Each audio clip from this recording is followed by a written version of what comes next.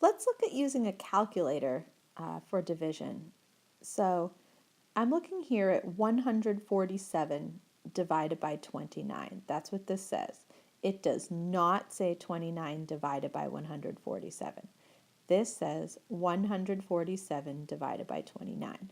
So if I wanted to get the quotient, and I was able to use a calculator, then on my calculator I would push 147 divided by 29. And then when I look at my calculator after doing that, it says 5 decimal point 0 6 8 9 6, and it goes on and on forever, depending on how many digits your calculator will go out to. So mine stopped right here. And so this can be a little challenging to look at. So what we can do is round this to the nearest hundredth to make it a little bit easier. So what I have to do is find the hundredths place. Here it is. There's the hundredths place. The 6 is in the hundredths place. And I have to look at the 8. And if it's 5 or above, I give that 6 a shove. And if it's 4 or below, I leave that 6 alone. So now my answer is about 5 7/100. It isn't exactly, because this is the exact answer here, and it actually goes on forever. But I'm rounding it to the nearest hundredth to get 5 7/100. Now remember, a remainder does not translate to a decimal. So if I was to really solve this, the answer wouldn't be 5 remainder 7 or 5 remainder, whatever this number is here. They're different, remainders and decimals. So now 147 divided by 29 is about 5 7/100. Let's get another one. So if I wanted to use a calculator here, I would punch into my calculator 209 divided by 21. And when I do that, my calculator says 9.95238, like that. And this one goes on and on too. But I'm going to round this to the nearest hundredth to make this a little bit easier. So the 5 is in the hundredths place, and I'm going to be looking at the 2 next to it.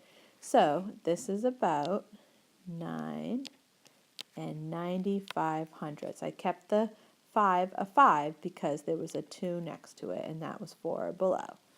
So 209 divided by 21 is about 9 95/100. Here's another one. This says 625 divided by 13.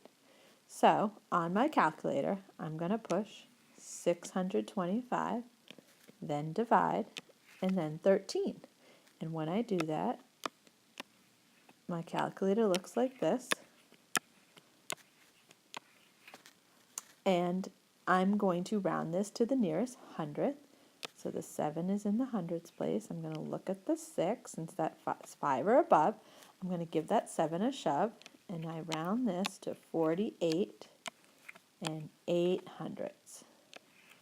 So 625 divided by 13 is about 48 8/100. I just took my quotient, that was this number right here, and just rounded it to the nearest hundredth to make a number that was easier to work with. Now I have 804 divided by 16. So on the calculator, I'm going to push 804 and then divide and then 16. And then my calculator says 50 25/100. And so there's no need to round it to the nearest hundredth because it already is at the hundredth right here. The 5 is in the hundredths place. So there's no need to round. There were no digits after it. So 804 divided by 16 has a quotient of 50 25/100. And if I'm asked to round to the nearest hundredth, there's nothing I need to do. It's already ends at the hundredth.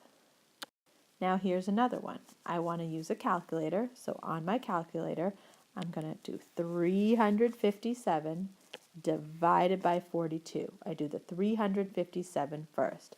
And when I do that on a calculator, my calculator says 8 5/10, like that. And so I don't need to round this one either. There aren't any more digits after the 5, so there's no need to round. So the answer is 8 5/100.